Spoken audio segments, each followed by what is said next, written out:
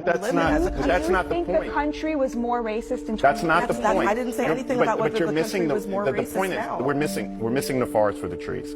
Because what you have to realize is that the remnants of slavery that emerged through black codes, which, were enforced by what is modern day police, what you're talking about in Jim Crow, what you're talking about in the civil rights movement, those fights that weren't even 20, 30, 40, 50 years ago. When you talk about George Elmore and everything he gave up so that African Americans could vote in the primary system, when you talk about Harry and Eliza Briggs, who actually were the foundation for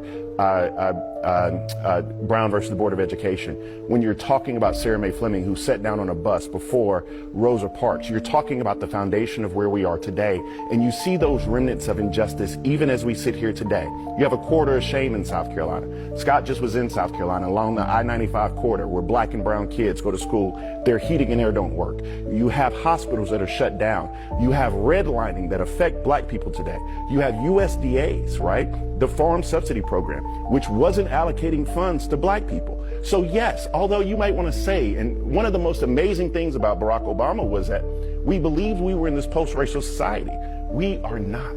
And so my point to you is that every ounce of change that we've ever had in this country has been because black blood flowed through the streets. You don't have the 64-65 Voting Rights Act without the Edmund Pettus Bridge. You don't have the Voting Rights Act. You don't have Fair Housing Act without King being assassinated.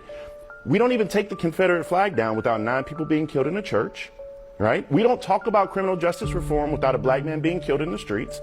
And so when we are articulating our views to you about the remnants thereof, I understand your point, that we are not shackled or in bondage like we were in slavery. However, we have never deconstructed the remnants which still affect us.